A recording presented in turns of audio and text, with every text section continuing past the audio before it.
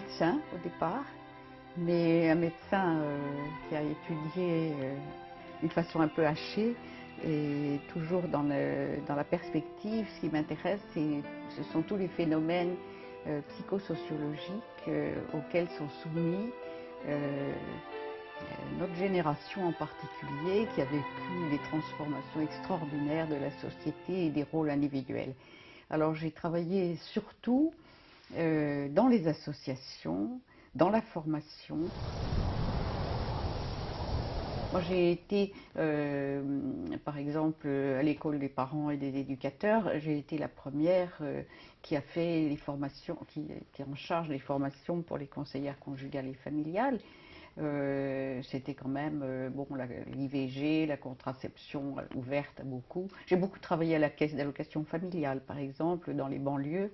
Je faisais partie d'une équipe de médecins dans laquelle on a travaillé beaucoup à essayer d'apporter dans les centres sociaux où on travaillait une ouverture aux femmes, et en particulier aux femmes maghrébines, pour qui la contraception était quelque chose de tout à fait négatif. Je pense que l'idée était d'optimiser cette période de la vie.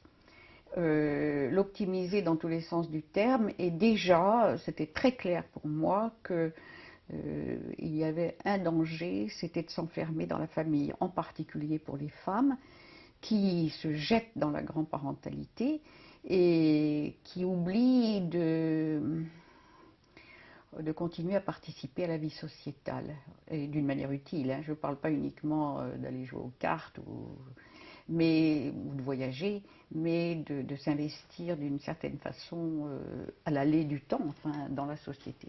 Il y avait l'idée qu'on devenait de cette façon-là propositionnel dans la famille, et non pas simplement quand on vous appelle, je ne peux pas garder l'enfant, garde-le, etc., mais quelque chose qui soit une initiative. Il s'est trouvé, pour différentes circonstances, que j'ai été la fondatrice de l'école des grands-parents européens dont on parlait tout à l'heure. Donc, je suis passée au bénévolat. C'était une retraite qui n'en était pas une, parce que quand on monte une association, il faut travailler. Enfin, je gagnais plus d'argent. Alors, à l'école des grands-parents, déjà, je pressentais, et c'est vraiment une conviction, hein, qu'il y avait une très grande importance que cette génération-là ait un rôle dans la société, pas simplement dans la famille. Ça, c'était très clair. Donc, j'ai les actes encore. L'avenir dépend aussi des plus de 55 ans. Parce que nous sommes très nombreux, et parce que si nous ne sommes que des parasites, hein, retirer chacun dans son coin, essayer d'avoir le plus d'avantages possible, et qu'on nous fournisse le guignol, les loisirs et les médicaments, la société est foutue, elle va être écrasée par cette génération, c'est une horreur.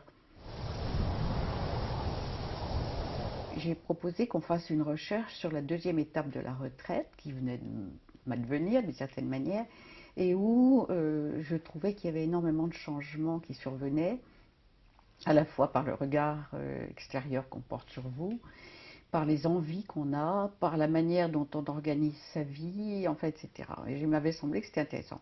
Ça a eu un écho à l'école des grands-parents. Je n'étais plus présidente, mais ça a eu un écho. Il y a eu une cinquantaine des membres ou d'anciennes collègues qui avaient vieilli aussi, qui ont dit on va amorcer un travail là-dessus. Alors on a fait une recherche pendant 1 an et demi, par petits groupes, sur les sujets qui nous paraissaient particulièrement toucher cet âge. On a fait 2 enquêtes, on a fait une typologie très intéressante qu'a fait une amie sociologue qui est notre secrétaire générale à Older. Et on a sorti un colloque en 2007.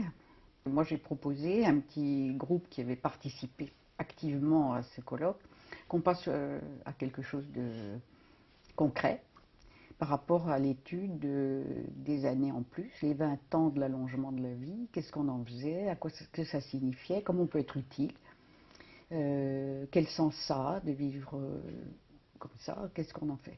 Et on a fondé Hold Up, avec une équipe de gens âgés. Tant que le vieux n'est pas malade, il est un adulte qui a perdu un certain nombre de ses capacités peut-être, mais qui est rempli de possibilités, de potentialités, d'énergie, de capacités de créativité. Il est comme, je pense, et en plus il est libre. Vous savez, c'est quand même un don du ciel d'être libre, c'est fantastique. Je suis étonnée à quel point on se retrouve entre vieux, hein, très vieux. Et les gens ont un plaisir fou à venir se retrouver. Alors que si vous parlez à quelqu'un, il dit, je ne veux pas aller là, il n'y a que des vieux. Nous sommes dans la curiosité, nous sommes dans l'ouverture, on est restauré. On a restauré une identité de vieux, mais une identité formidable.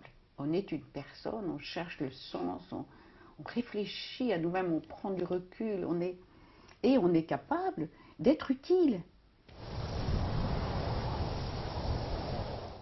Nous participons beaucoup à la recherche médicale dans les gérontotechnologies, c'est-à-dire qu'on suit la conception, la fabrication de ces nouveaux outils qui sont destinés à garder pour les personnes âgées une plus grande autonomie.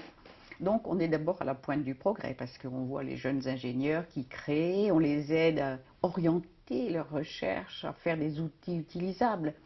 Parce que souvent ils ont des idées, mais elles ne sont pas à notre portée. Donc on les aide à les rendre plus efficaces et plus utilisables.